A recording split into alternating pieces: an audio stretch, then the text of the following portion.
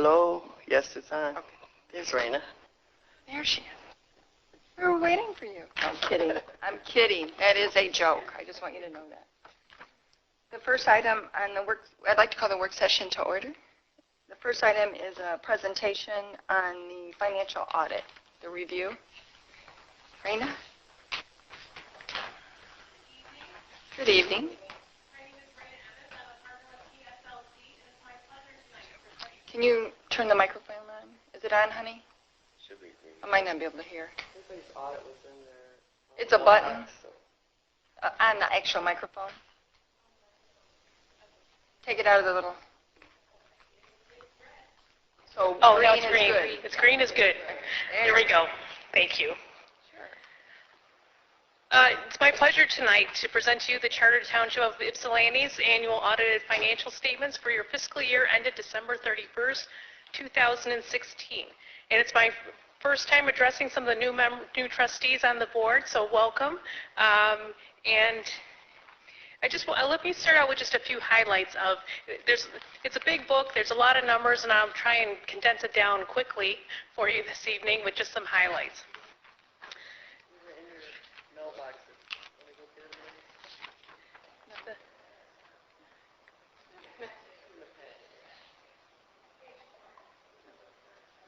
Yeah, I like that. Thank you. So some of the significant revenue sources that the township receives obviously are property tax revenues, state shared revenues, and your investment earnings. This year, property tax revenues increased approximately 2%, which is based on an increase in your taxable values here in the township, which actually is something we're getting, that we can be really excited about in 2016 because we had some decreases. We crawled out of the downturn, and so we're really actually happy. 2% may not sound like a lot, but we're really actually happy to see that. Township has also done a really nice job with your millage rates. In 2014, you had some new millages that the voters voted in, and you're really not showing that we don't have excessive revenues in our millage funds. You've levied just enough to operate on an annual basis. So I'm sure the residents appreciate that. State shared revenue, another major source for the township, increased 1% this year. And again, that may not sound like anything to jump up and down about, but we're actually very pleased to see that. The state is projecting currently going forward lower sales and income tax collections. So we'd be really happy to stay at a 1% increase next year and not see any kind of decline in that. So stay tuned for that. Also, significant revenue contributions this year.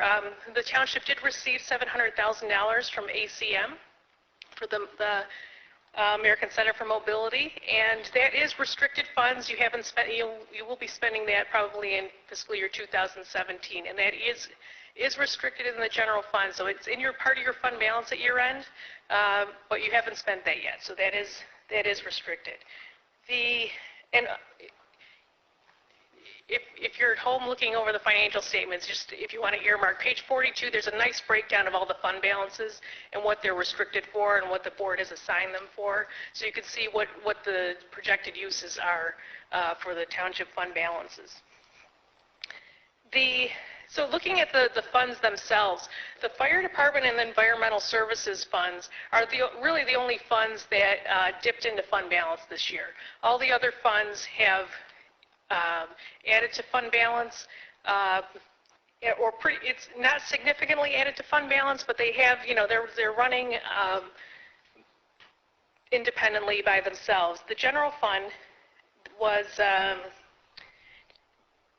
added approximately $865,000 to general fund balance this year, so we did not dip into fund balance, and we also came in under budget in the general fund, which is also something we like to see. Building department funds did increase this year due to all the activity you have in the township for the development activity. So we saw an increase of $200,000 just in the permit revenues this year, which of course we don't see every year, but we're happy to see it this year. And so the general fund did add to the fund balance this year, but there were some significant transfers out that you sent $345,000 to the bike path sidewalk fund for projects, and $481,000 to the debt fund to pay debt service payments. So those are some pretty significant outlays from the general fund. The township added approximately $2.3 million in capital outlay, so those are assets and infrastructure, that equipment that the township has purchased and installed and constructed this year, and that's also a very positive thing to see. That's something that you've really done well here, is invest in your infrastructure and try and keep things up to speed for the residents. And we also paid down $1.215 million of debt this year, and the township did not issue any additional debt this year. So all we did this year was pay down debt, and they came out to $1,215,000. So the story here is we don't have any surprises to tell you about, and that's something we really like to. You don't get to the end of the year by accident with no surprises. You are monitoring every month. You've got great staff. The administrative officials are on top of things. They're watching the reports, and their department heads do keep them up to date on anything that's happening, day to day, week by week. So this is how we end up with a desired result at the end of the year with no surprises. One of the things that's out of our control, however, is the pension plan. Out of our control meaning that this year, so 2 years ago, they changed the Governmental Accounting Standards Board pronouncement on how we report pension plans in the financial statements. Before, we used to just, as long as the township was paying what the actuaries told you to pay every year, which you always have, you've never shorted the pension fund or anything like that. You've always complied with what you needed to fund. And then we disclose in the footnotes, all the extra information that the actuaries give us. Well, 2 years ago, they made us put all these numbers, actually bring them onto the books. So we are now showing a net pension liability. That's part of the new pronouncement, showing here's what the actuaries, the total pension liability that they're projecting minus the assets you have set aside in trust, gives us the balance of that is your net pension liability. Now, if you look at, and you don't need to turn there right now, but page 61, there's a table in there. Actually, there's 2 years in there. It'll show this year and the year before, and that table will build out over 10 years. But we've only done this new pronouncement for 2 years. This year, if you look at the tables, it looks like we're in worse shape than the year before, when in reality, you actually had less benefits paid out in fiscal year 2016, which we're using a measurement date of a year before that. So we've actually paid out less, but we look like our liability went up, and it did. That is because they changed all the assumptions. So you've done everything right. You've put in exactly what they told you to put in and then some. Yet it's looking this year in 2015 measurement date that our funded percentage actually went down. So I bring this to your attention. I don't want you to panic. I don't want you to worry about it. Everyone's on the case here. Next year, I think you'll see a little different story when some of the things kind of smooth out, and this was a big hit with these new assumptions that the actuaries have taken. And that isn't just for Ypsilanti Township. That is for anyone with the new Governmental Accounting Standards pronouncement, that the actuaries are just following what they're told to do. So they've changed the discount rate, they've lowered it, they've used newer mortality tables, which means, so now people are living longer, so that, that means we pay out more for a longer time. And they're lowering what we're projecting as far as interest rate of return. And they're changing our smoothing rate from 10-year down to 5-year. So all these different things that the actuaries do, it seems like in 1 year, all of their assumptions we took a hit on. So that's just to boil it down. You haven't done anything wrong. You're not doing anything not in compliance, but it just doesn't show. Like, we love to see every year that we get better and better and better. This is just one of those years where it's going to look like we're a little off, but I just want to reassure you it's not anything that the township's doing that makes it appear that way, and we're hoping to see those numbers turn around because you are doing everything right on that. Raina, is that just our state, or Is that a national standard to change?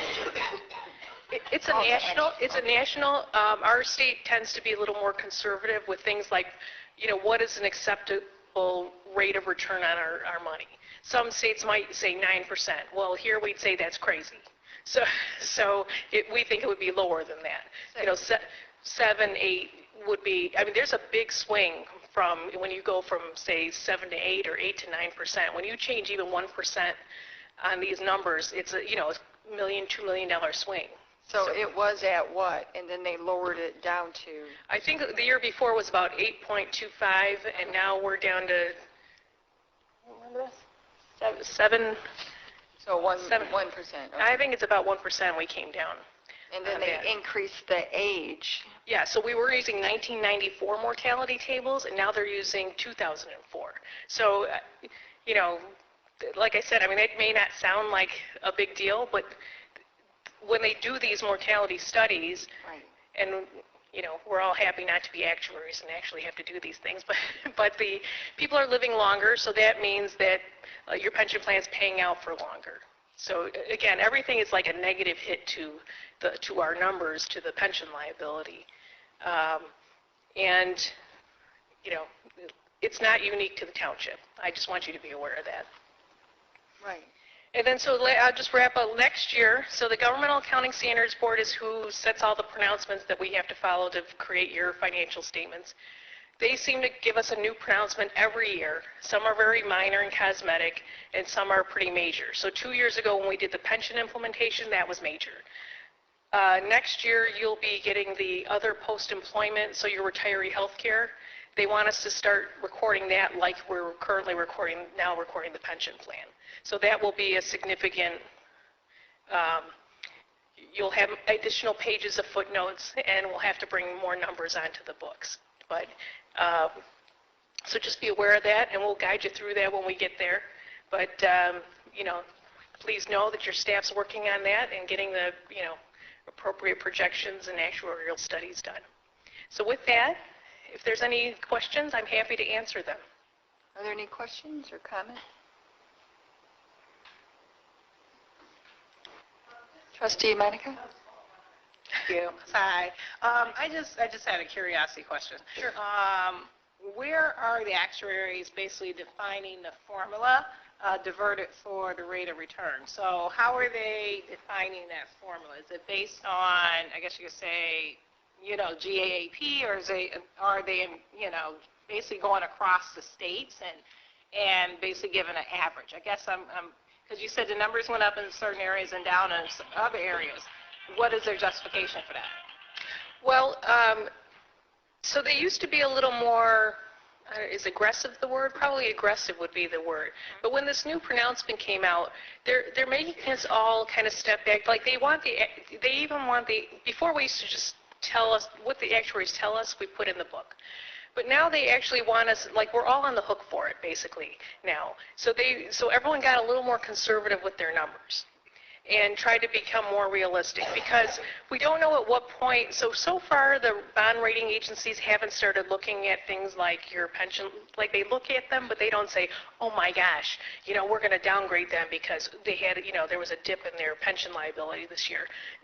No one's looking at it quite that way. They realize these numbers are all over the map, and they're really looking at, are you monitoring it? Are you doing what, are you throwing a little extra money at it when you're able to? You're just trying to be proactive instead of, there are many communities that just kind of put their head in the sand and, we'll deal with that 30 years from now when we, so that's really what they're trying. So as far as to answer your question more specifically, the actuaries have kind of honed all that in, and they want to give you the most realistic number that they can. So they have, yes, I believe it is kind of an average across the states, but like I said, Michigan tends to be a little bit more conservative, so we probably have the most realistic number that, I would venture, at least across 48 states. Okay, thank you. Any other questions or comments? Thank you very much. Thank you very much. This is a big, I know it's a little book, but it's a big project, and we can't do it without the administrative officials are great support to us. Your department heads are phenomenal. very support, anything that we need. They get, they're very accommodating. They make it easy for us, and they're all wonderful to work with. So we really appreciate that. They make our job so much more pleasant and so much nicer and more efficient. So thank you very much. Thank you.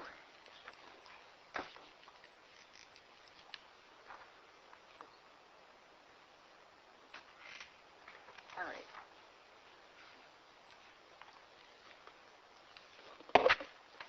We go to the agenda. The first item on the agenda is the public hearings, which are for the special assessment districts for Turtle Creek and Ford Lake Village. And this is an overlay of existing street lighting district. Dr. Ross?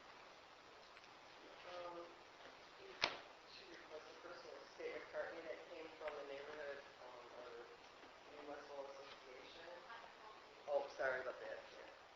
The Turtle Creek one came from the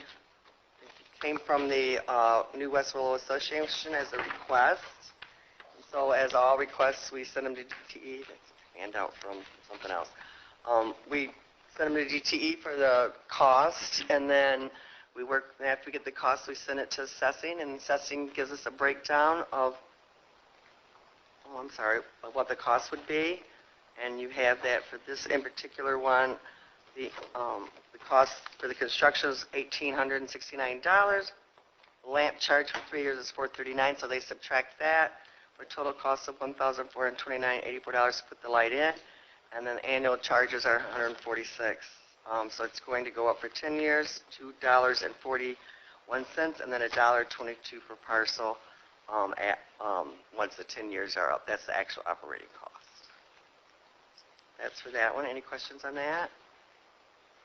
The other one was a request from a specific resident who, at the corner of Carey and Farm Lane, there wasn't a light. I kind of drove out there just to see it. I'm not sure why, because I usually do in the past when this one was done originally with the developers, but somehow they didn't really light up the corner that well, and he was concerned mostly about the kids in the morning, I guess, wait at the corner or for their bus stops, and when the daylight savings times comes, it's in the dark and stuff. So anyway, so we just followed the same procedure, sent that to DTE for a request. They made the recommendation that you have in the packet for Ford Lake Village. It's actually, there's two different streetlight districts there. This one fell into the number 2 streetlight phase 2. And that light, because it's the Acorn style, is more expensive, so it's $5,433. They subtract the lamp charge, so the total cost of the actual construction or buy and the purchase of the lamp is $4,375.68. And the cost for the annual operation is more too, and that's $352.68. So this one will go up for 10 years to $5.58 for the light and drop down to $2.49 after the construction costs are paid off. I did get comments from, go back to Turtle Creek, which I'll read those into the record, but at the board meeting. But How many were there? yeah, I just got one from West Willow. Just didn't think that you should have to pay for people to know how to get into the West Willow. I thought that was a bad idea. I got another one today I don't have with me, but it was positive, saying they were for it. That's from the Turtle Creek area. It's part of West Willow, the Van Buren side. And Carey and Farm Lane, I got one from one resident who's in support of it, and had a call too, just on questions and clarifications on how the process works.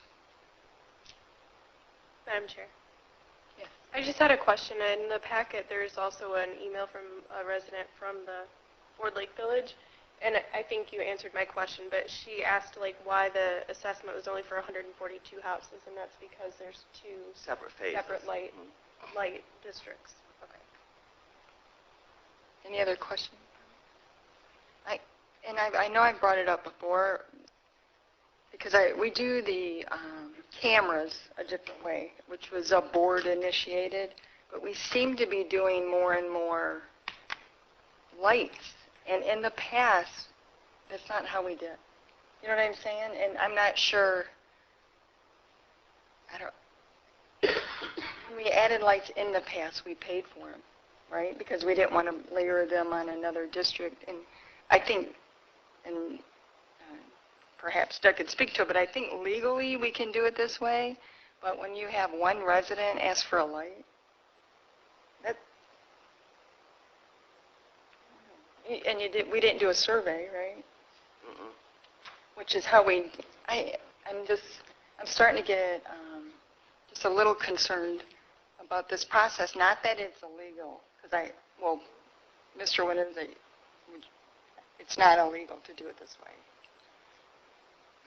I can only say what I did at the last board meeting, that normally SADs are created either by a petition or by a board initiated. So those are the two ways of doing it. I think Angie did meet with your offices to discuss the process, and whatever was worked out in during that meeting is what I assume is what is reflected here. But traditionally, it's always been either initiated by the residents or the board on its own motion, its own initiation does the SADs. And those are the two ways of doing it. I know there's I don't know how many SADs we have now. They probably total over 100, I imagine.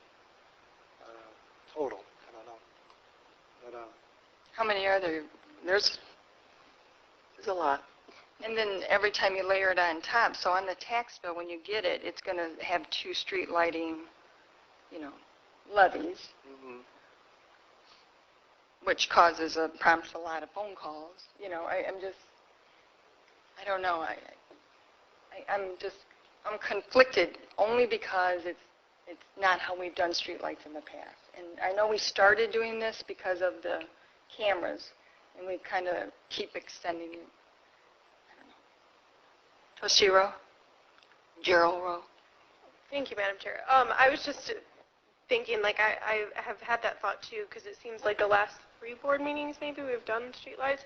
Not that they're bad. We want streetlights. We want our residents to feel safe, and we want our kids to have streetlights at the corner too. And I don't know why that never happened, but I think maybe what I'm hearing you say is the process maybe is something we should look at, or how our process has been happening.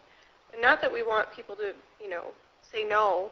Right. But at the last one, I remember in particular, I can't remember the street names, but William in Pasadena, yes, over in the Lakeview. Thank you, baby brain.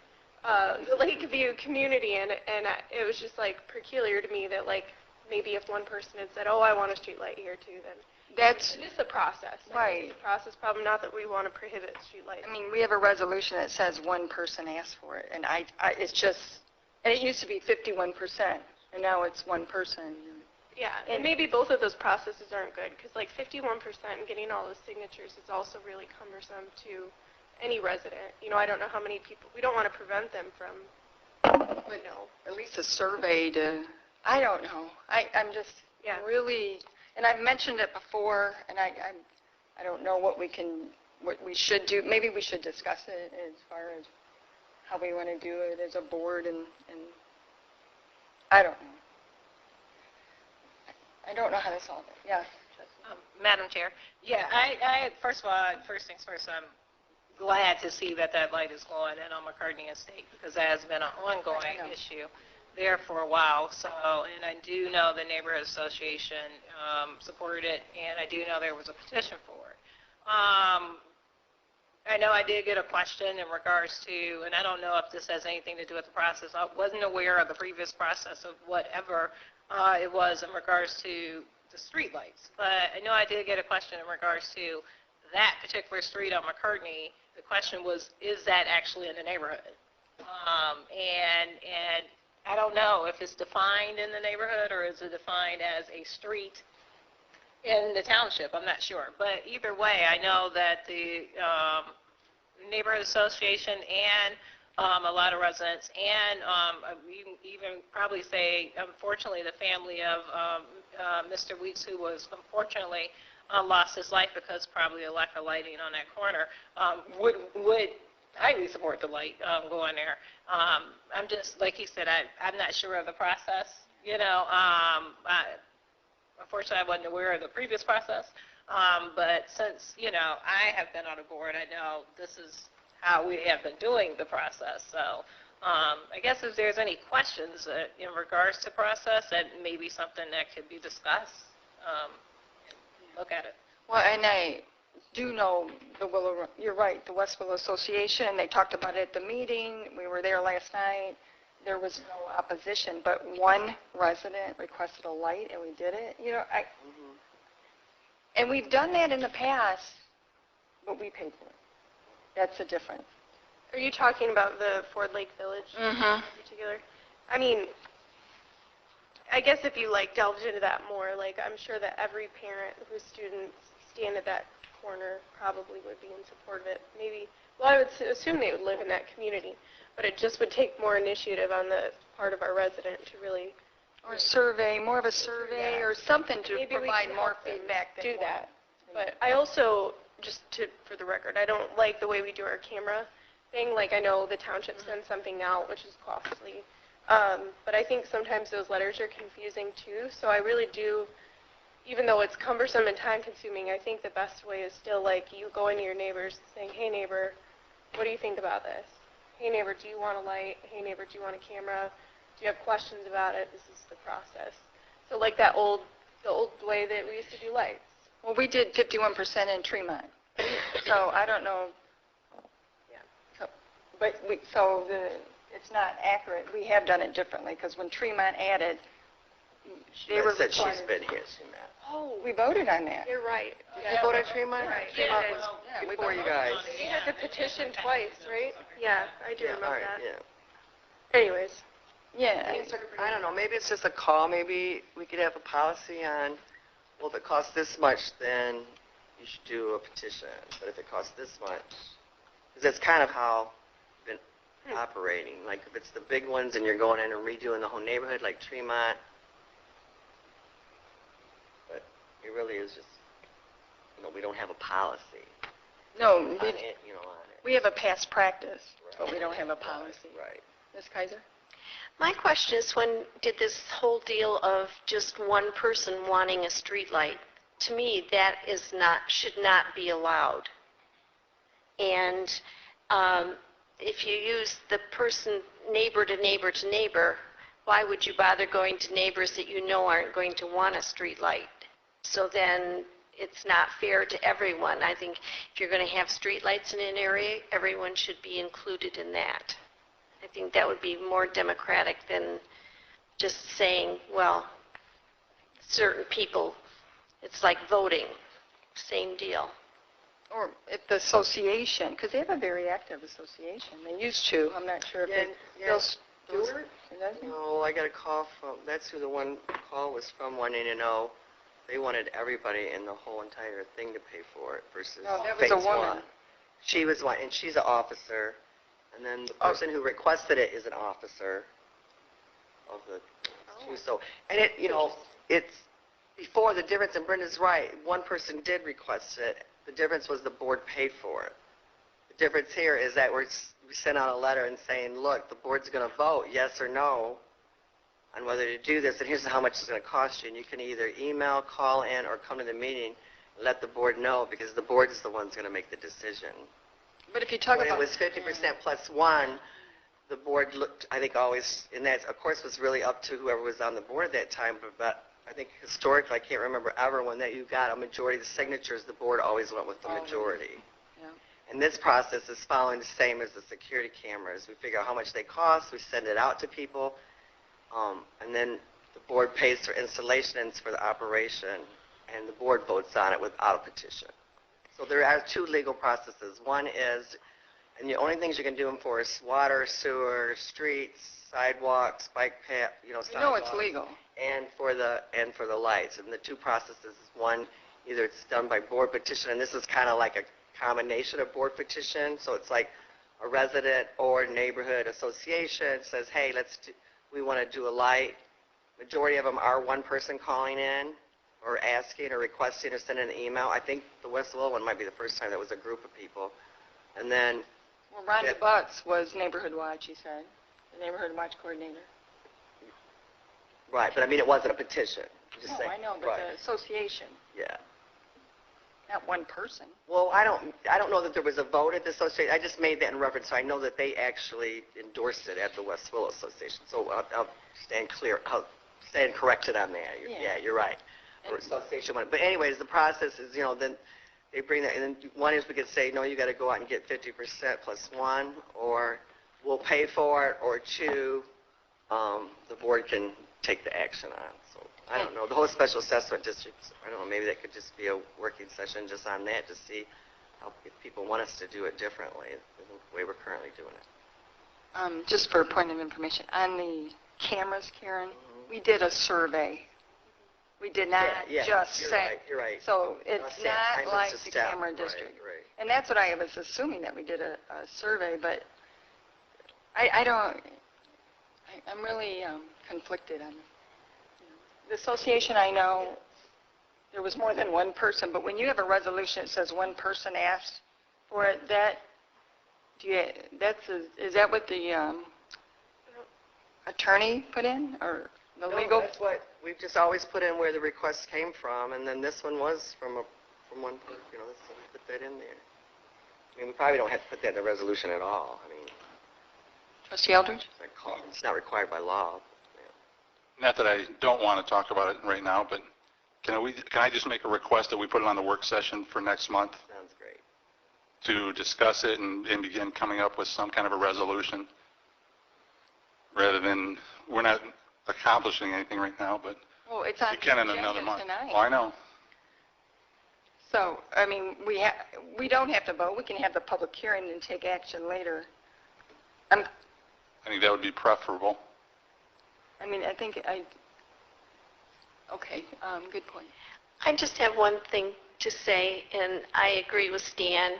The thing of it is that pretty soon the township is going to make all these rules, and a few people are going to decide what we do, what the board decides, and it's going to cost a bunch of us residents who don't have a lot of money we might as well just come and hand our check to Larry and say, here you go. And then into the nursing home I go. Or kicked out on the street. But thank you, Ms. Kaiser. The clerk's office did send a notice to everyone. I just want to make sure. And it's put in the public on the website. We do all the public notices that we, in all those kind of different places. I think most people, a couple people who called said, oh, it's kind of, this is on the side of folks who are kind of like the fact that I can ask for something and have it taken care of. It's like, oh, we're great that, that you can resolve, that this is one way to resolve it, and that everybody in the community in the neighborhood gets a notice and finds out about it. And there are a lot of people that are not on the internet. Yeah, but they all got a notice. By the legal requirements are that we post it and wherever we do our public notices, and that we also send a letter to the property owner that's going to be paying for the assessment, telling them all about the process, procedure, how they came up with the money, with a map of where it's going to go, and here's your chance. You can call, you can email, or you can come to the meeting and voice your concerns. The board will vote on it, on the resolution. Well, I don't know if you're aware, which I hope to heck you are, aware of the mail system. My neighbor didn't get a check, and I didn't ask what it was. It was delivered someplace else. She had to go get a notarized statement that she was still alive and still lived there because somebody wrote on the envelope, not at this address. And there has been so many problems with the mail. It's not a reliable source anymore. Excuse me. Thank you. So I agree with Stan. We'll put it on the next agenda, and we don't have to take action on the public hearings if we don't want to. If we choose not to, I am more comfortable with West Willow because I do know I attended a meeting. I've heard them were in support of it. My only concern is one person. Public comments? Minute, Ms. Kaiser? Yes, I have a question on emails. So a lot of decisions are made on emails that come into the clerk's office. Are these emails kept, recorded? The ones for public hearings, yes. Okay, only for public hearings. And the other ones have like a normal timeline for destruction.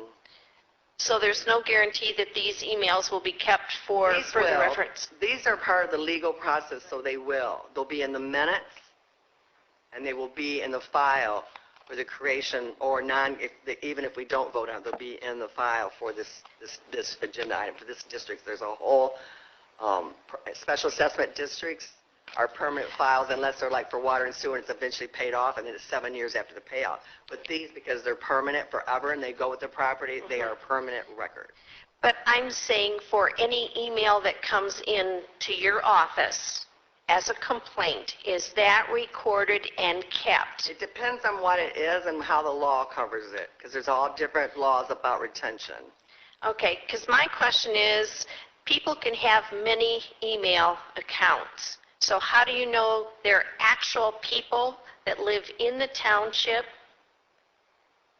Where their name that it was the name that went out on the public notice. Like we have a record in assessing. It tells us who owns the property and what their names are. Okay, but if I call in or if I email you about a complaint about whatever, any kind of complaint I have in the township to you, is that logged in and registered? They're in the record. They're here. They're not permanent necessarily. Depends on what it is. If it's ordinance, it goes to ordinance. And there's laws on how long we keep those. Usually it depends on what it is.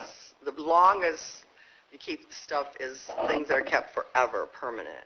And then most stuff that has the actual official record, and this is just generalization, is 7 years after the date of action. But if it's just someone saying, hey, my neighbor is driving me crazy with blah, blah, blah, you think you could do something about blah, blah, blah, that's really not covered under other than just a general correspondence. And the time for that, I think, is 30 days. Well, we'll say complaints about roads, complaints about the lights, complaints about whatever else. They're not really an action, official thing. They're probably only 30 days. Okay. But there's a whole schedule of retention. So then you could have a whole bunch of people with a whole bunch of emails that can send you information, complain about things, and then you do not have any way to back up that that is an actual person that lives in the township, or it is, say, 10 people. Yeah, normally what we do is we investigate. So and I know you have personal experience, if someone says, Mrs. Kaiser is doing this, and we send it to ordinance, then they do keep it because it's on BSNA, correct? So they do have that. We send it right up to ordinance, and they'll say there was no, that's not. Validation. Yeah, we investigated, there's nothing to report, there's no violation. So when it comes to ordinances like that, Okay. ordinance complaints, that's how we do Okay. it. Assessing, so if we get a question about assessing, we reply back and CC assessing, and we'll say, assessing will answer that question for you, and I'm CCing Brian McCleary, the assistant assessor. If it's an accounting, if it's a building, we just send it to the appropriate ones. And they back up our system all the time. So even if someone deleted something, it's backed up, right, every evening. Okay. I hope that helped you. I'm not sure if it did. I'm sorry. Minutes of the June 20th work session and regular meeting. Are there any questions? Statements and checks? Any questions on that? The treasurer's report for June. Mr. Reynolds, do you want to do general legal update now or at the board meeting? I can do it now because I like to do one item, maybe a little bit more lengthier, so I can do it now or at the regular board meeting, whatever the board's preference. I know what Larry's preference. Okay. Well, I can do it now. Come back to him.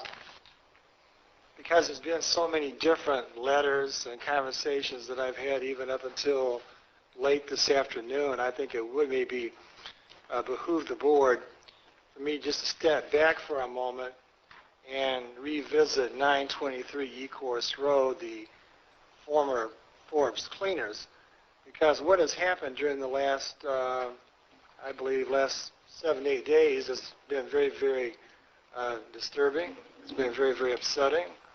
I know the township board is probably, I can tell by the tone of my letters that I certainly have taken a strong position on behalf of the board into how the county treasurer, Catherine McCleary, has, in my opinion, failed her to discharge her duties in the best interests of the public health and safety and welfare of Ypsilanti Township residents. And so if you just step back for a second, and I'll explain in more detail why I'm saying this. We've known since about last March that the Forbes Cleaners was a vacant commercial building.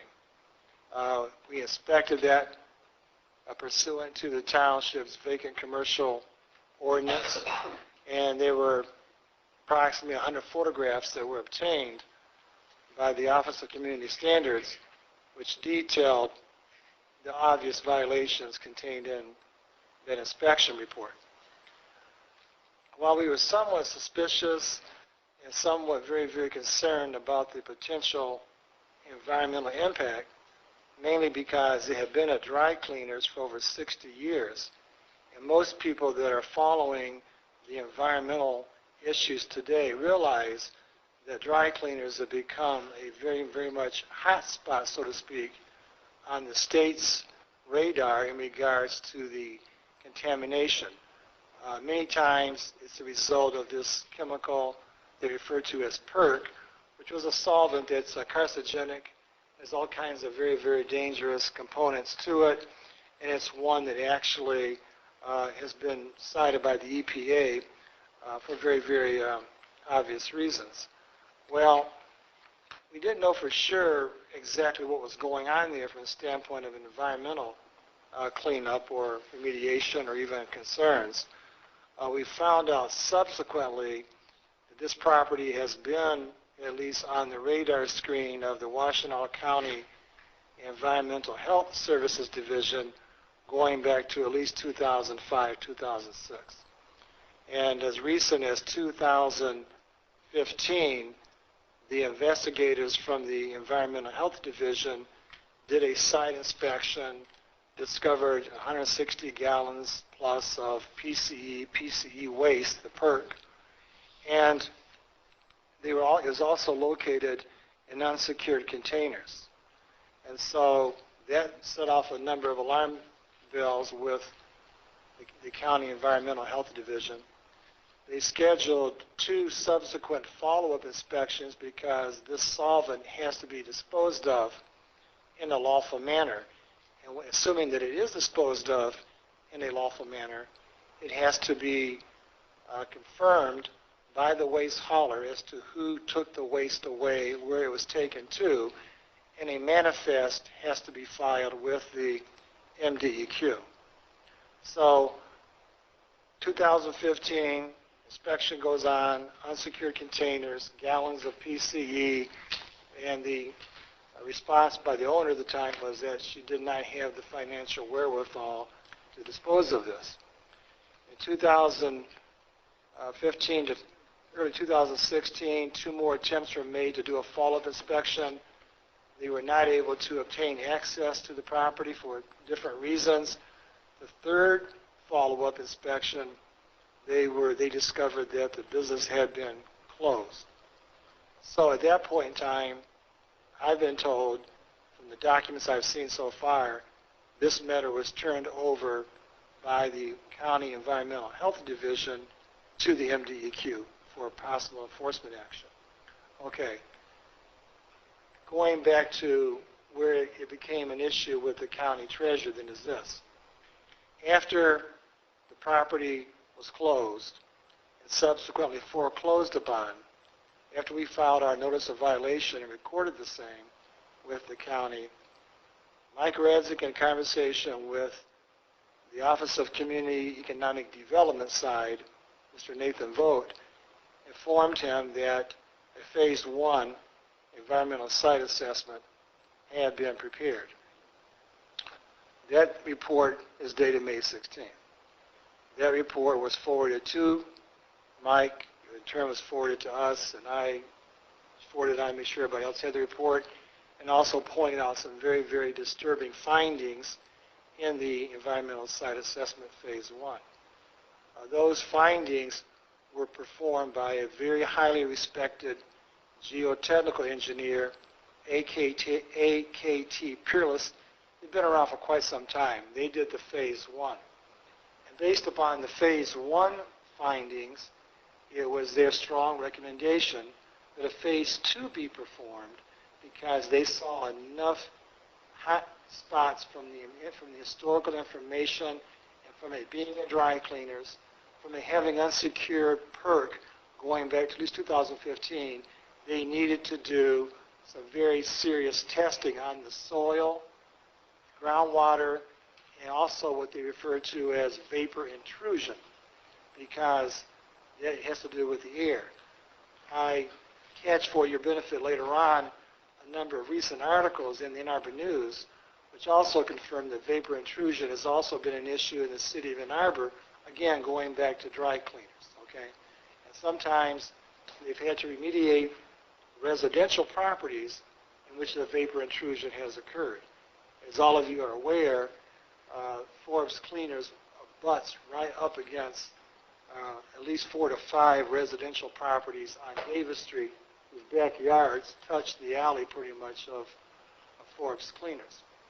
And so at that point in time, we were told that, and good news we thought was that, okay, Phase 1 has been performed, Phase 2 needs to be performed, and Phase 2 may very well also result in an extensive testing being performed on residential properties, and could be remediation. Just don't know. That's why you do the Phase 2. And so at that point in time, we were waiting to see what the next step was going to be.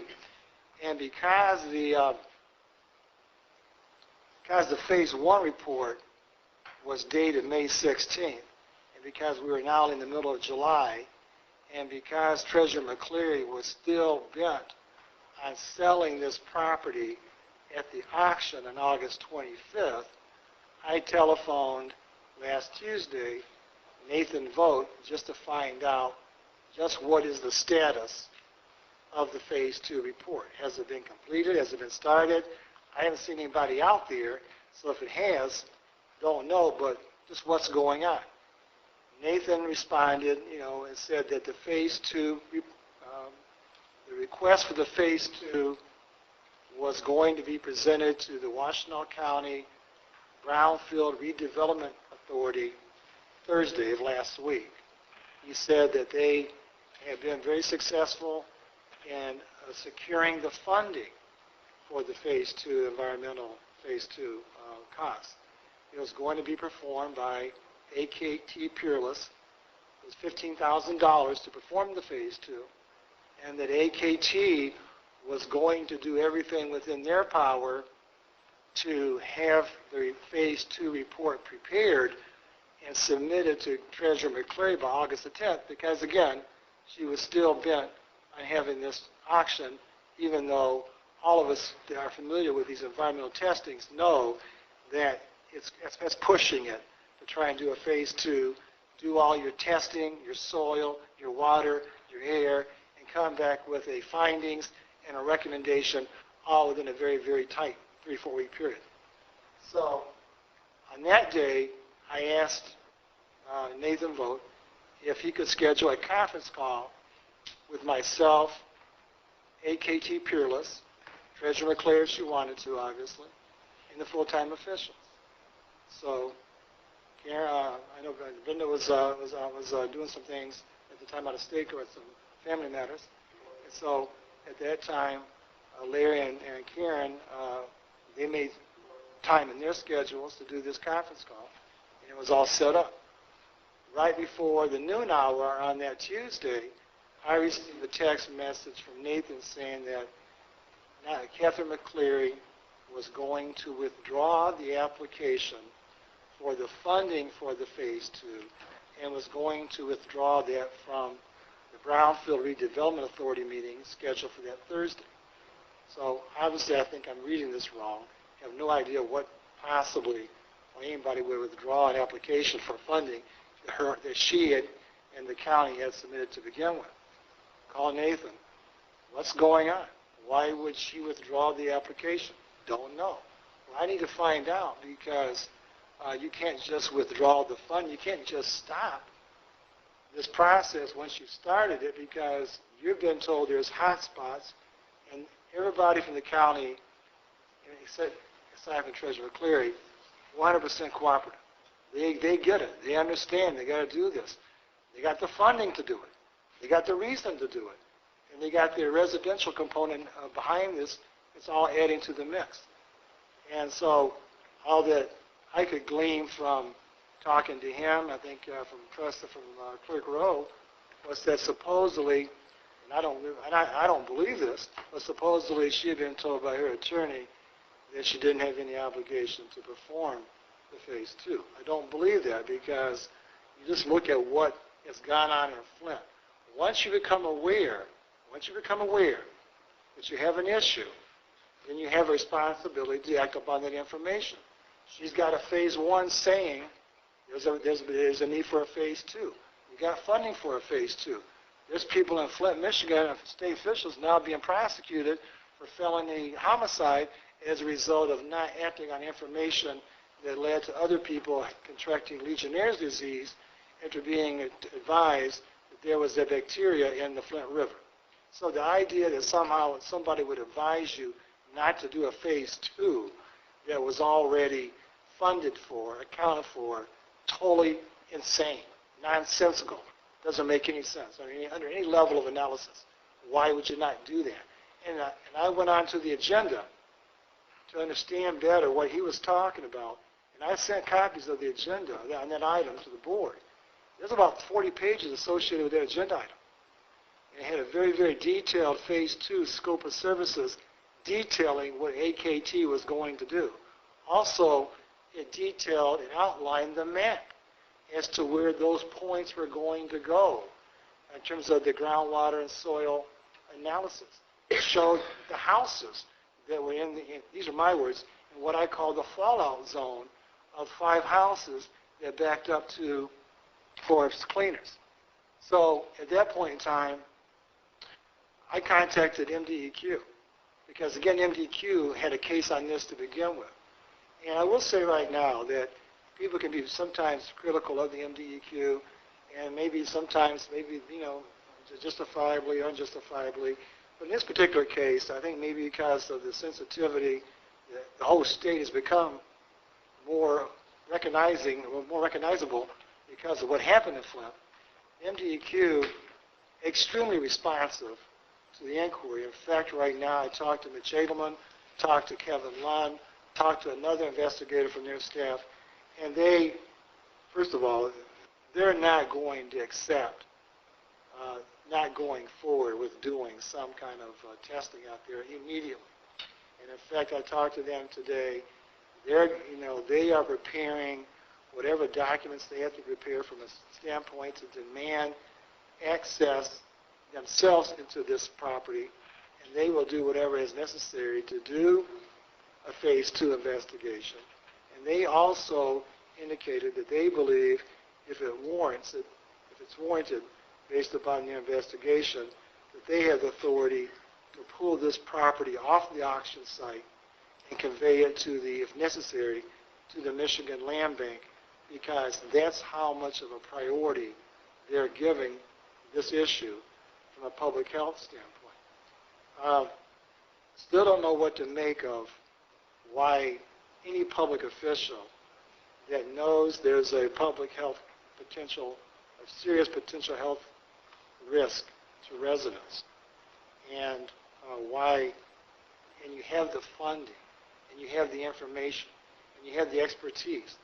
And I believe her own attorney reviewed those contracts that were going to be signed by the Brownfield Redevelopment Authority because the contracts that were attached to the agenda item had been redlined by someone other than Curtis Hedger. And that normally means the contract he prepared got reviewed by her attorney, red line provisions were made, and that was the version that was going to be voted upon by the Brownfield Redevelopment Authority. In fact, the authority itself was so upset with her pulling that agenda item that they themselves were exploring, have been exploring, whether they had the legal authority to buy this property. I've advised Curtis Hedger, I've advised everybody at the county level that irrespective of her filing the application in her name only at that time, that the county's got the legal authority, the legal responsibility, and the liability to go ahead and perform that phase two. This is not some kind of silly game that you want to engage with in regards to the public health and safety and welfare. It makes no sense. And so, at this point in time, as I came over this evening, I know the MDEQ, they were working overtime trying to prepare what they believe to be the required access documents to get in here. They have been out there, done a perimeter search over there. They are aware. They have confirmed also with the county there have been no manifest filed with the state to confirm the appropriate delivery or the appropriate removal of the perk for at least 7 years. So I don't have a clue as to what they're going to find out there once they do their investigation, but I do know that it was serious enough for AKT to really press hard that this phase two has to be done immediately. This property should be taken off the auction list. There should be no efforts at all to have this property sold to some third party who doesn't have the knowledge or wherewithal, etc., and walk it into and have this mess in our township when she knows that this is not. And these were probably my words, and I won't bind the board to this. I do not believe that she would have pulled this stunt in many other parts of Washtenaw County. I'm not picking on any other city or village within our Washtenaw community, Washtenaw County, but we know there's a lot of other areas in this county. She wouldn't pull that, and you're not going to pull it over here. But so it's been a very, very upsetting week to write these letters. Apologize for blowing up your emails with these right now. But you saw the concerns that were expressed also by the Office of Community Standards. We don't know where that perk has gone. We don't know if it was dumped into the crock. We don't know if it was dumped into the backyard of the building. We don't know where it's in. But we got to find out. And so, as far as I'm concerned, this has got number one priority issue written all over it. And I feel very strong. I think all of you do too, in regards to what's going on here.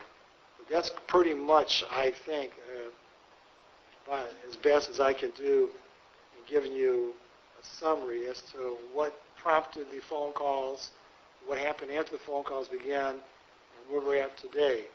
But I'm very confident the MDEQ is going to take charge of this in a very, very quick manner because they're not going to allow this property not to be tested for a phase two investigation.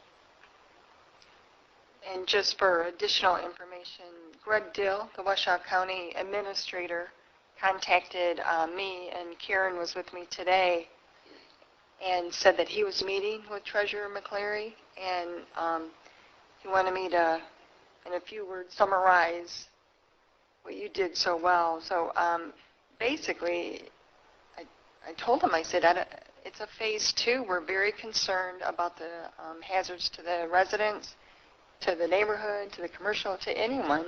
And we need a phase two study, and we need it sooner than later. And we also, Doug, I was wondering if this evening, do you think we should take action and ask that it be taken off the request the county treasurer to take it off the auction list? Or Yeah, I would recommend that that the board consider authorizing any means necessary. That's what it comes down to, is any means necessary to protect the public health and this property has got to be taken off the auction list.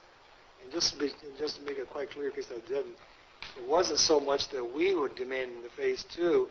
That's what the county was demanding to be done. I mean, this can't be from there. So why wouldn't it? Yeah. So it's this whole thing. It's like, in fact, I'm kind of upset that we didn't find out about it until July. You know, when someone does a phase, when they do a phase one dated May 16th, and I don't know about it until July, yeah, we got a problem with that.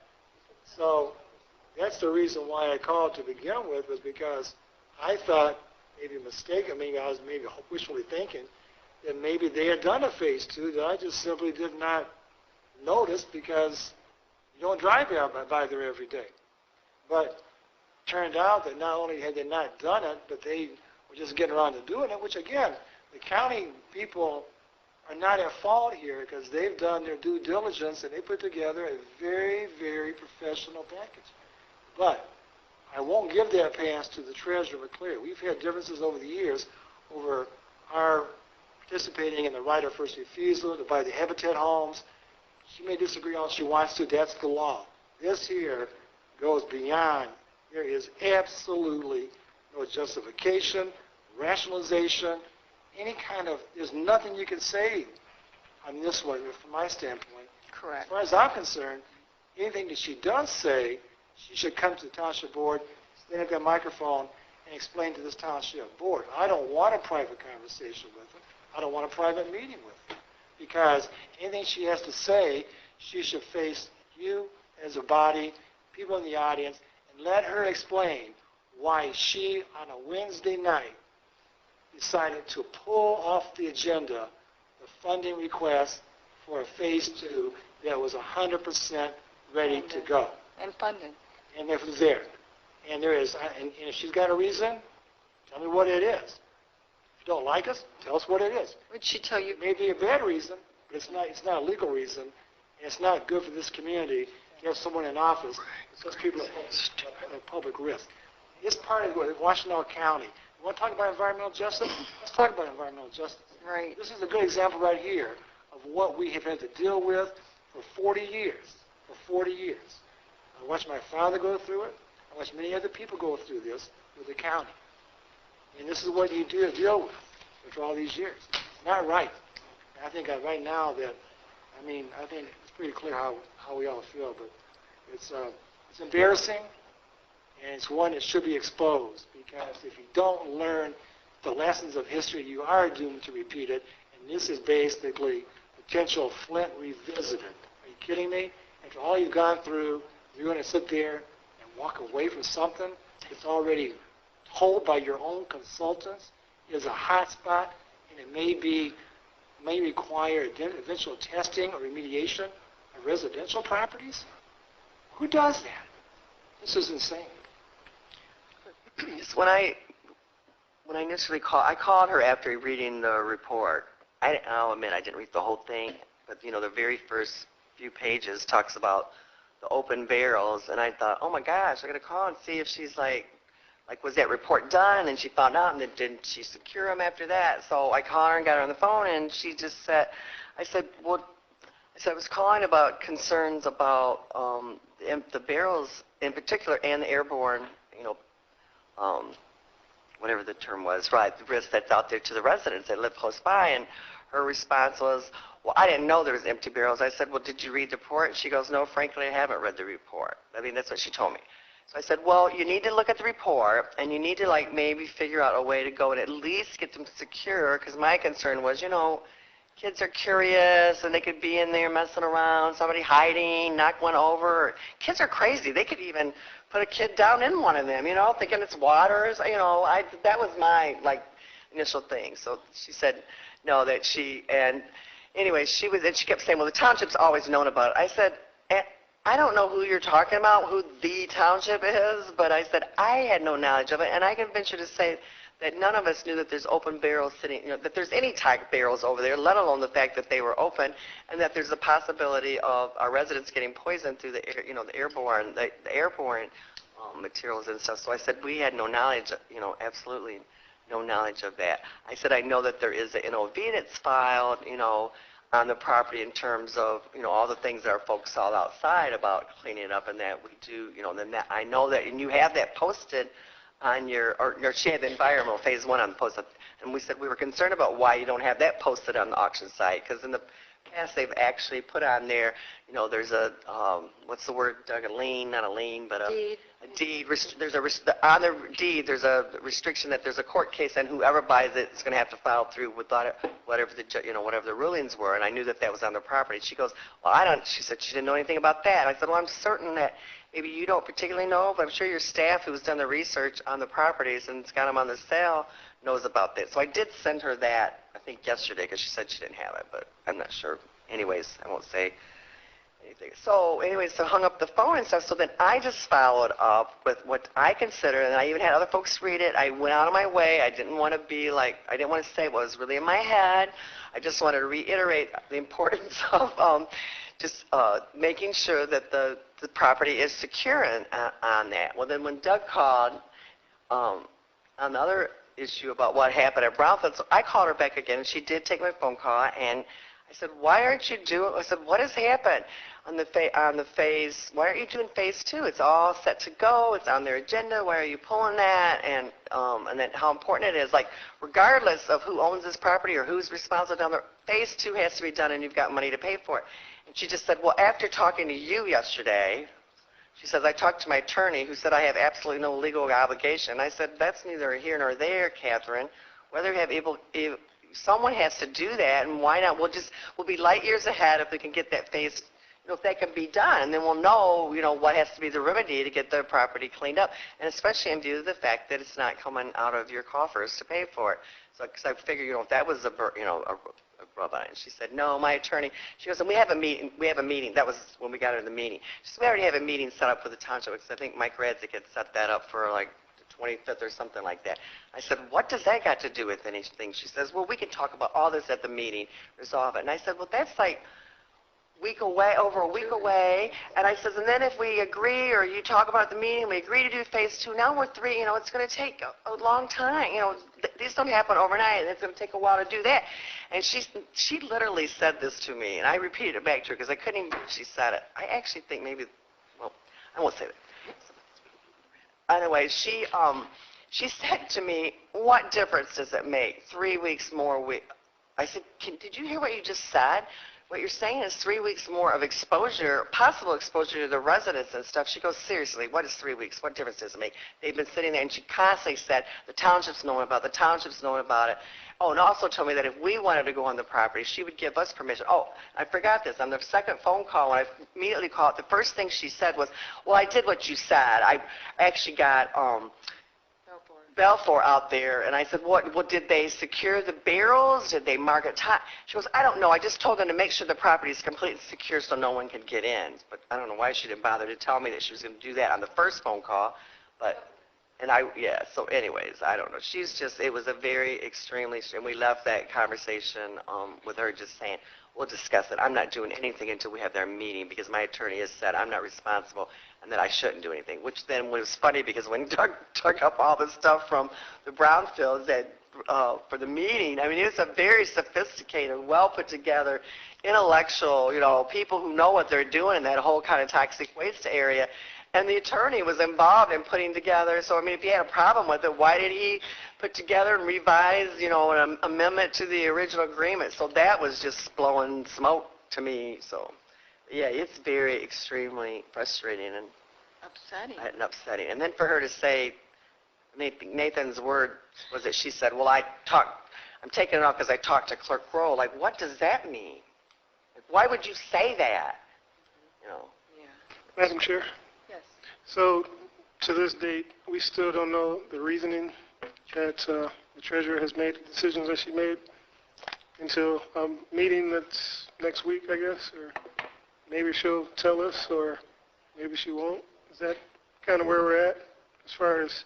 Well, I think much thanks to Attorney Winters by having the MDEQ involved and talking to Nathan Boat, who has been wonderful, according to Doug, and very professional. And I think we'll get it sooner. I do know that Greg Dill, the county administrator, also said, what do we need to do? And so when I said we need the phase 2, because we have to notify the public. I mean, if our residents are at risk, in 3 weeks can make a big difference if it's really bad. So I don't think we're meeting with her. Are we?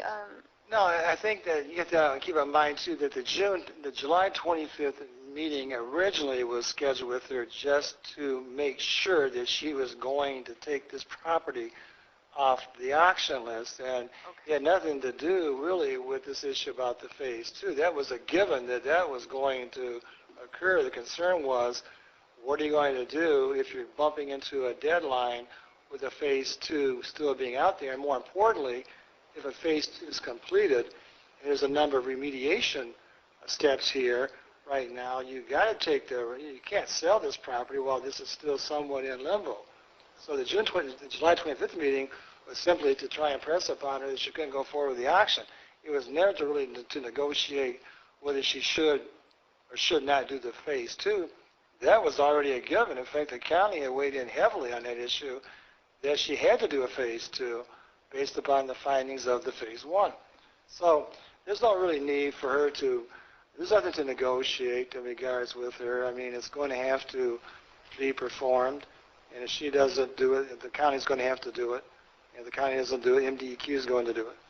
And they'll end up possibly taking this property through to the land bank, but it cannot go forward. And I don't really feel very comfortable having a conversation with her about this without it being in the public forum at this point. So. Madam Chair. Yes, Trustee Ross. Thank you.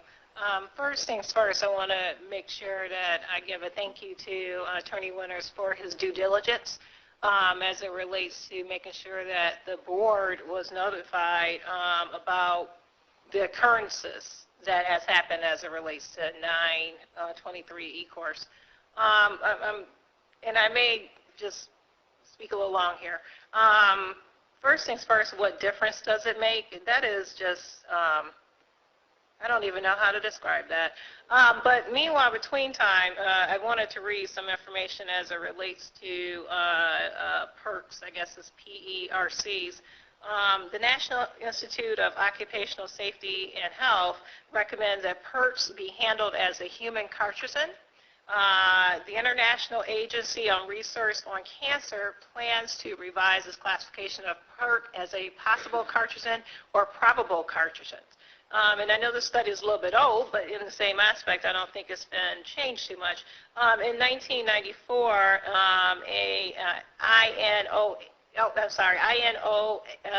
INOSH study, which is the National Institute of Occupational Safety and Health, found that significant accesses to esophageal cancer and deviated observed and expected numbers of deaths from intestinal and pancreatic cancer in populations that were exposed to PERC. So what difference does it make? It makes a difference to all the residents that live around the Forbes cleaners. It makes a difference to the business adjoining to Forbes cleaners. It makes a difference to E-Course Road.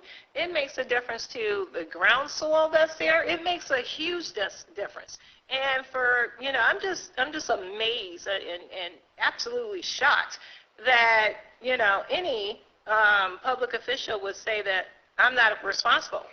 We are all responsible. We are all responsible to make sure that we do our due diligence to try and get a situation that has already been exposed in phase 1 as a possible contaminated area addressed. I mean, as you said, Doug, this is what failed to happen in Flint. And Lord knows, no one wants Ypsilanti Township to be that. So I really want to emphasize that I really appreciate your due diligence on this. I'm glad that you have informed us about this situation. I'm amazed that phase 2 would have even been pulled. It's just shocking. And I believe that our responsibility, and it seems like it's getting done based on the due diligence of yourself, Doug, and also Supervisor Stumbo, and also Clerk Rowe, is to make sure that this property is addressed, period. So, thank you. Any other comments? So we'll put it under other business. Is that fair? And it will be to not only ask that the treasurer remove it from the auction sale or the sale tax foreclosure list, that we do whatever means is necessary to make sure that a phase 2 is completed, and right. Even if we have to pay for it, I mean, it would be worth it to do. I think if you can authorize use any legal means necessary to have this removed from the auction site, make sure phase 2 is completed with any remediation also being completed, that would go a long ways towards at least sending a strong message that this cannot be the way of doing business in the township. When you become aware of something, you do something. And it's a very, very sad moment, really, for all of us who have been doing this for many, many years. This is not the way government is supposed to respond. And that you'll continue to work with DEQ and maybe the county, Washington County proper. Washington County. Washington County proper, I believe. Yeah, Administrator Gill was very concerned and was actually going to meet with her today, but he wanted you to forward all the information to him, and he promised that he would, get right on this issue. He just has to be brought up to speed, but he understands the concern and the safety aspect of it and the importance to the board and the community, and most importantly, our residents in that area. All right. Madam Chair, do we need the Board of Commissioners to do anything as well? Do they have anything on their end that they could pass to keep the ball rolling, or would this be sufficient? With just the county administrator, you're saying we notify our county commissioners as well? Yes. It wouldn't hurt. I don't think it would hurt at all. The more people that know this is absolutely going to be as concerned and outraged as we are. So that's a good idea. We'll send it. I did on the day there was the Clark East grand opening last week. Myself and Monica, we were talking to Commissioner Ricky Jefferson, and did bring him up to speed, and they're all learning about this in real time because they were not aware of this because it was being handled by the right county agencies, and they're very, very alarmed about this issue. So we will definitely inform probably the whole county board maybe in regards to this. All right. The next item on the agenda is budget amendment number 10. Yes. This budget amendment is short. It's $6,559, and it's for the 2 street lights and for a PTO payout, small. Any questions or comments? Madam Chair, I had a question. If so we have the 2 street lights in here in this budget amendment. If we happen to table one of the street lights or not make a decision on it, do we have to amend the budget amendment, or are we still approving the budget amendment and it just won't be included? Or how does that work if we...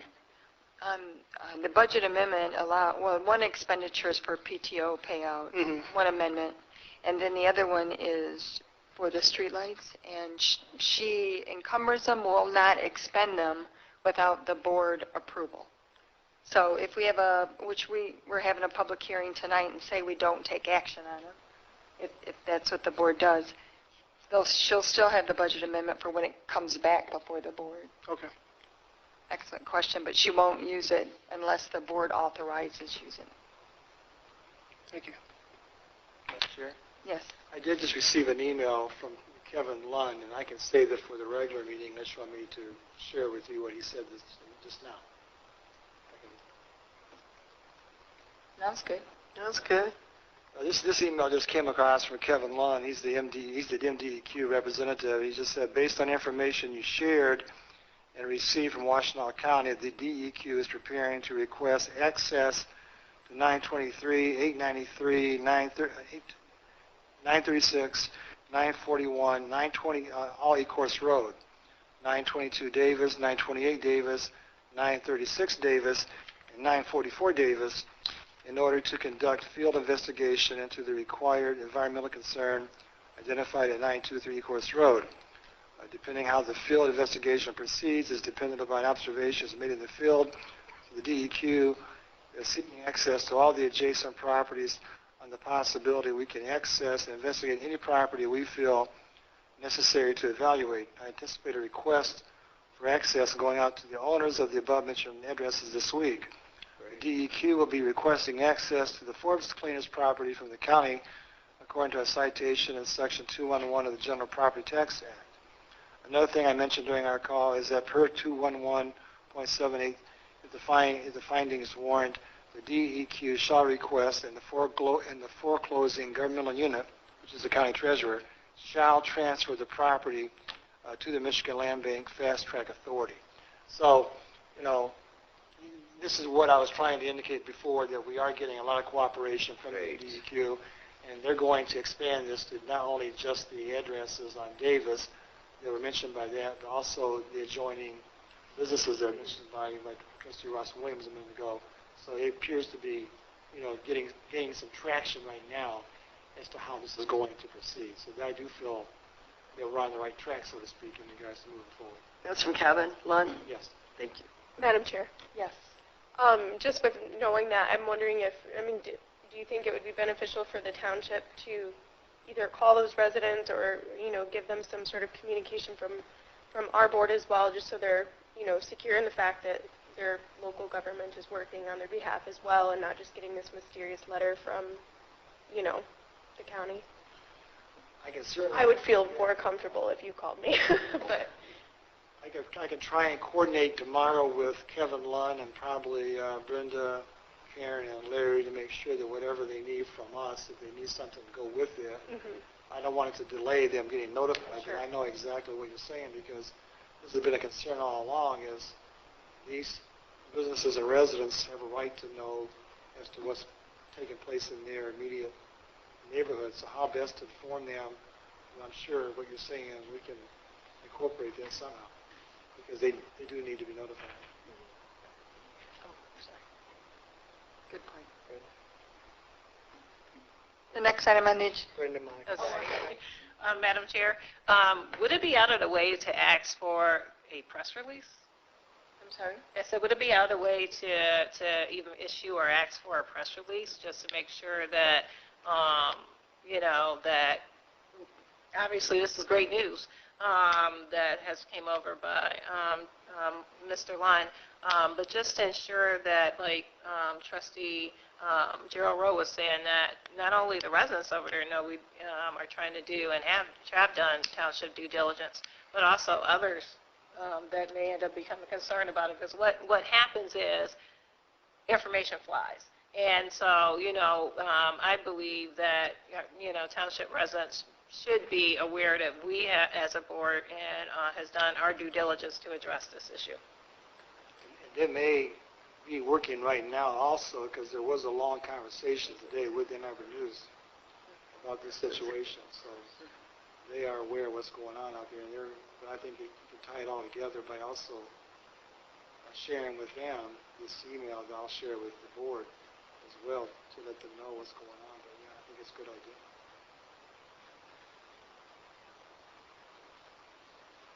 We've already done it, right? Sorry? You've already working with the press in as far as a press release? Well, I've not done a formal press release. I've not done anything. I just gave my views as to what had been going on with her the last few days. But the board may issue a formal press statement.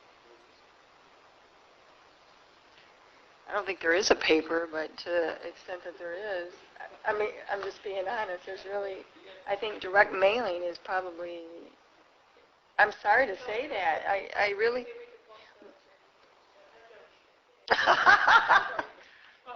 Sorry. Yes. Madam Chair, it would behoove our, I guess you could say, a newspaper record, MLive, to not publish if they decide to do so this press release. It would be really ironic, considering that they covered a similar issue that happened in Ann Arbor off of Packer Road with one of the dry cleaners there. So you would want to, we would hope that they would actually publish the press release and actually get the information out to the public. And for Clerk Rowe and I were just saying we'd like our residents to know immediately too. So it's just and we'll see, Doug, what reporter were you speaking with? Is that MLive? Jessica Haynes. Oh, I have not received a phone call yet. That doesn't mean that she's not going to. Plus, I was in meetings from this morning until 4:30. Something out on our website about a blitz. I mean, they could do A blast, yeah. blast, yeah. Out to everybody. Okay, those are good ideas. We'll work on all of them. I haven't written too many press releases, but I know that Mr. Radzik. I think that's Radzik's degree Mr. in Radzik. journalism. So, yeah, it is good to do that. And hopefully the reporter will be, I'm sure they'll be contacting us soon. And maybe they haven't. I haven't seen it done. Good point. So, press release. The next item on the agenda is a request to approve the First Amendment to the Master Deed of the Manors at Creekside Village, portion of the Plan Development Number 25.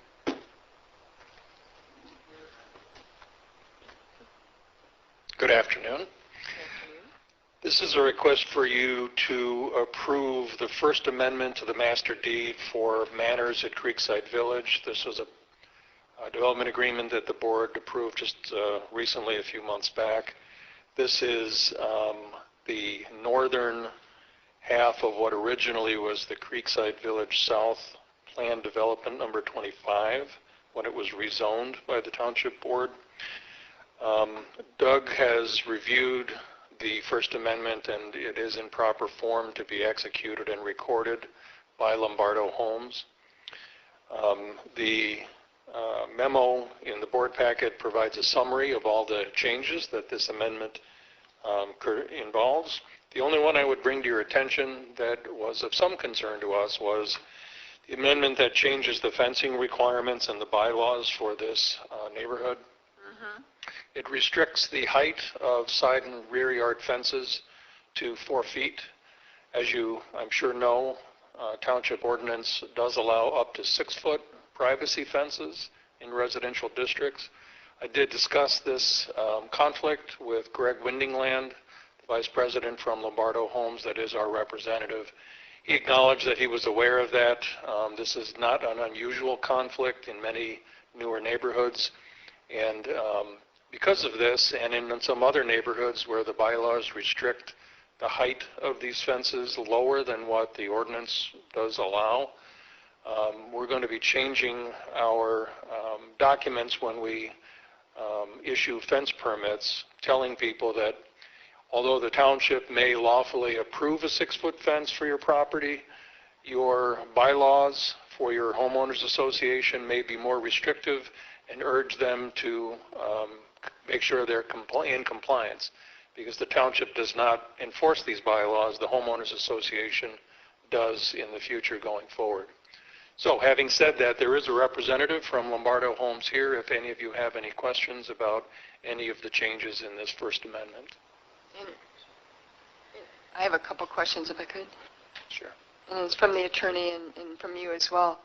Does any of this affect Creekside South? No, it does not. This is strictly for the development manors.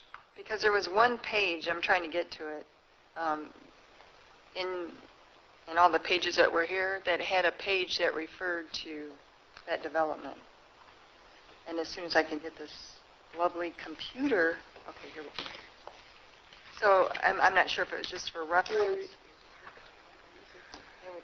The Manors at Creekside Village was originally part of Creekside Village Oh, South I know. prior to this portion being split off. And so there may have been a reference to the original development agreement. I had a question regarding, while Brenda's looking that up, in the current Creekside, not the Manors, Creekside South, in that development, are fences and sheds allowed? 'Cause I got a real issue, like, unless that other group agrees, I don't think that we should, because were meant to be the same and look the same and act the same, and I think the homeowners group, so they'd be really upset if we're making it not fit in. And as far as I know, sheds are not allowed in Creekside South, so this is a new addition for the I Manors. don't know about that. Fences, I don't believe are. Yeah, and Allowed the it. whole thing of why, I mean, we fought so hard all those years of keeping it exactly the same, keeping the small houses, and we won that. Of course, we had to wait for the economy to turn around.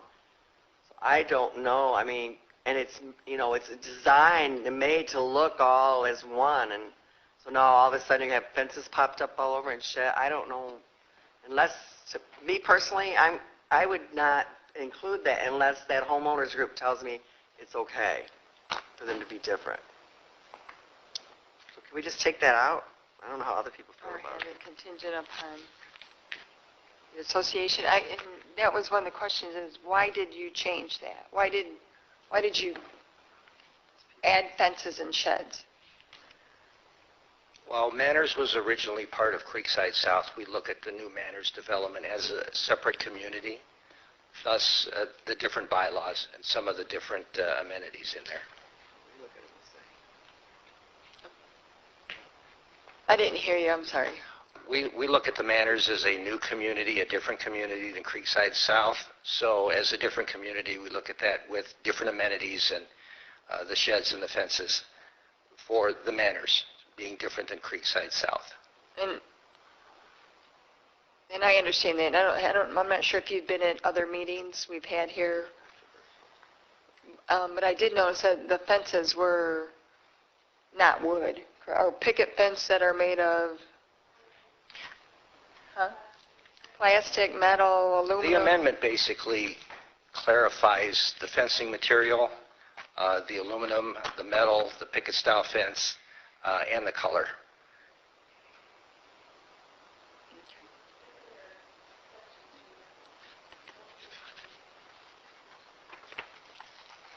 What happens if we table this, Rads, until we can get it Or approve it contingent upon. on the homeowners group agreeing to the changes? I know, Yeah, that would be fine with me. Called you guys. Doug, would you have an issue? This is their master deed. I don't know. Some of these things that, again, they're going to be enforced by the association. That's why I point out my letter, Mike mentioned it before, that our ordinance may allow certain things that are either restricted or prohibited by these master deed bylaws. And so right now, this is their master deed. That's why we're not a signatory party to this agreement, because it's really their master deed. And when we approved the development agreement, it didn't, it just, We approved the master deed at that time. correct. So And this they was- didn't allow fences, right? I don't know It had to if they're amending it. I don't know what the height was in regards to They didn't They allow don't them. allow them. the original master deed for this. You remember that? Would it allow for fencing? The original master deed. I don't have an answer for you at this time on that. I'd have to review that myself. I found the page, it was, in our packet, it's page 198, and it says that it has a diagram of Picture. page 6, or a picture of lot 60, and there's a comment here that says replat of Creekside Village South, Washoe County Condominium Subdivision Plat Number 483. And I don't know if that meant that you were replatting their subdivision? Or was it replatted?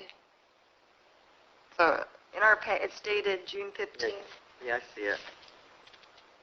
It says site plan for Manners at Creekside, but in the non-shaded area, it says replat of number 1 of Creekside Village South. I just want to, I'm very, It's actually on all the maps, Brent. I know, so, oh, is it on all of them? Mm-hmm. I know. All of them. So I didn't know if you were trying to replat Creekside Village South. I'm sorry, I don't have an answer for you on that right now. Yeah. Here again, I was not part of the original draft of this, and I would have to go back and Yeah. get you additional information. I mean,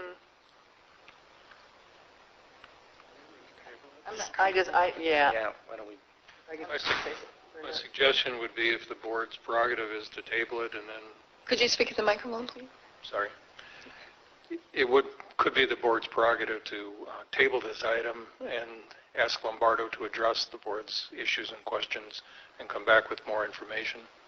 I think, I would like that, and I know. I would like it. I mean, I think what we have to remember, just kind of, and especially for the newer trustees, is that the history of it was that we did a favor by splitting that off, and it had to do with them being able to get financing when the bottom fell out of the economy. So the original plan was to have one development all together, one big happy family. And we did that, and there was lots of participation from the residents who lived in the current, in the homes that were already there. And they actually supported it as long as nothing changed as far as the way it looks and the housing and all that kind of. So it's really been, and so to me, to vote on something that is a major change, to have one side of the development with no fences and no sheds, and the other side to have them, that unless they signed off at that and said, look, we're really going to change our bylaws next week to do the same thing, and that we support that. We wish we had them, but we're not going to we're going to allow them to do. Unless I heard that, because I think that's the only reason that board at the time voted, was to help with the financing, not to have a different subdivision, not to have it look different, not to have different bylaws or different rules. So anyways, so I would definitely support tabling it until we get those answers, and we can contact the homeowners association, they're pretty active, and hear from Lombardo, Greg, or whoever the attorneys are, why they put this in here. Maybe list out the changes from, The replat thing that Brenda raised. well, and it could be me reading it incorrectly, I don't know, I'll be honest, but normally there's like a cover letter, and it lists out all the changes. And Doug, I didn't see that in a memo. I didn't see anything from Lombardo on what the proposed changes were. The only memo was from Michael. Yeah. So, okay, we're going to move on. We're going to table this. The summary of the changes in the memo was essentially copy-pasted from an email from Lombardo Homes. But normally, you know what I'm saying? Yep. Like why they wanted them. I just want to make sure, and usually they know to say that they've spoken with the association and they're in agreement, because they always do that. Because they know if they don't, then we're going to ask. Gotcha. okay. So we're going to, if there's consensus, then we'll probably table it at the board meeting, sir. That would be fine then. Okay. Thank you. Did we get your name for the record, Did your name for the record? Mr. Lombardo? Oh, I know it's not your, sir. The person who types the minutes, they're not in the room, so if you could give your name and address for the record, that would be very helpful. My name's David Hensel. I'm a project manager with Lombardo Homes. I work out of the Shelby Township office. How do you spell your last name? Sorry. Hensel. Thank you very You're welcome. much. Thank you for understanding.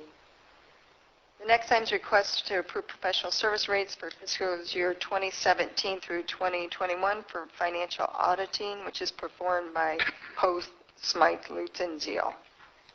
Clerk Rowe? We just had the request came through in a memo to actually lock down the prices for those years to do and continue our auditors with PSLZ, and it's for board action because the rate has changed. We had to bring it to the board. And I know that Rain is here. is here if anyone has any questions. For 2017, it's 29,500. For 2018, 30,000. 2019, 31,900. 2020, 32,500. And 2021, 33,500. So the estimated increased overall is, I know I didn't count it. Huh? What percentage? Madam Chair? I know I spoke with Clerk Lovejoy Rowe earlier about this just because, again, of course, I'm one of the new trustees and didn't have the history that you guys have been working with the township for years. So I just asked, like, why the variation. Like, one year it goes up, you know, a minimal, like, $500, and then the next year it might go up a different rate. So I didn't know if that was, like, just a projected, like, average growth for your company or... Trying to keep, and being here this evening, I'm happy to answer any questions to address them, but trying to keep the cost down for the township. I mean, we're very respectful of, by having a contract, we're able to keep things leveled out, and so there's no big spikes or anything like that. And as the township, I mean, the officials know that you don't see a bunch of extra bills from us. We are in contact with, you know, your officials, your department heads. We like to be used as a resource for you, for all of you, for the trustees, for department heads, staff, anyone who has a question that we can address for them, we are happy to do it, whether it's phone call, email, you know, we want to be responsive to you. We don't charge for that. And unless it's a special project that we're doing for the township, and that's all, you know, contracted ahead of time, and it would have to be something, you know, significant. You don't really see any extra bills from us. So this is built in. We want to be able to take care of you and not nickel and dime you. And that's really, it's kind of win-win for both of us. And that's kind of why. So there is a slight increase because we give our staff increases. But, you know, so, but I'm not giving you a 3% increase every year. You know, we're trying to keep that all level so that you can budget appropriately.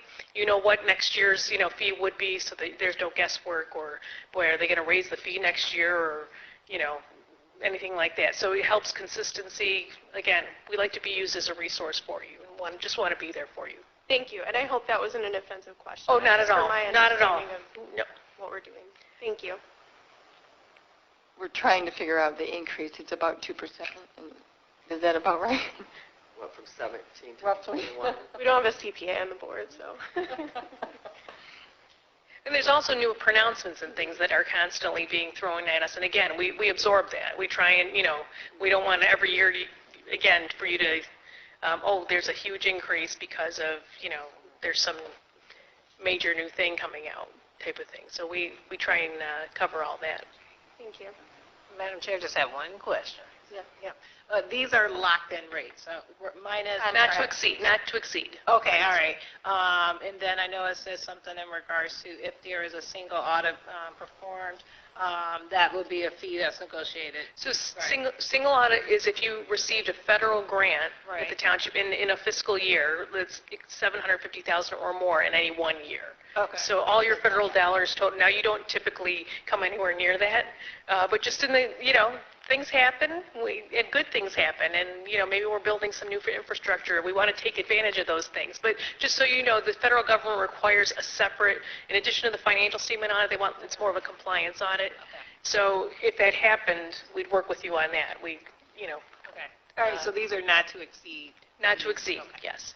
Thank you. Yeah, and we'll actually, if approved, which I support, we'll budget for that every year, and it does make it a lot easier. Instead of coming the day or right during the budget and saying 2017 rates are this, it's good to get a 5-year rate from, it's the first time we've done it. Well, we did it 5 years ago. Yes. Yeah, we did. So it's the second time we've done it. And this is a professional service, so it's not required to be bid up.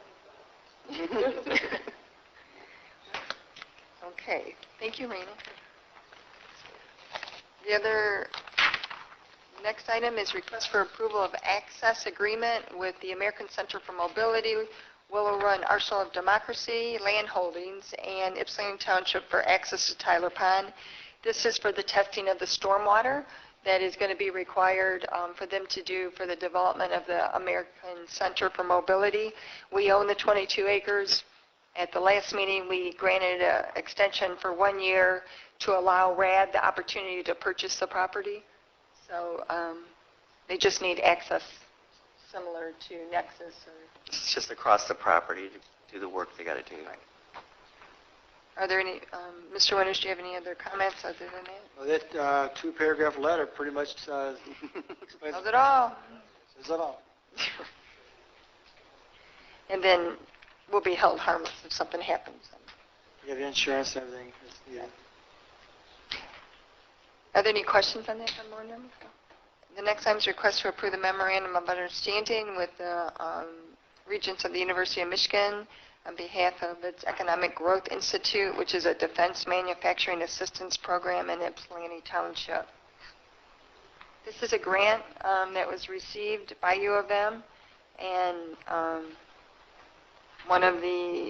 because we were very hard hit with the closing of the General Motors plant, but also the decline in the defense manufacturing or research and development that was being done at the General Dynamics, and the loss of Coletta, who Airlines was in the township, and they also participated in flying to and during the war. So because of that, Ypsilanti Township qualified to be part of this grant with MOU, or Memorandum of Understanding with U of M. We're very excited to have the University of Michigan working with the township. I mean,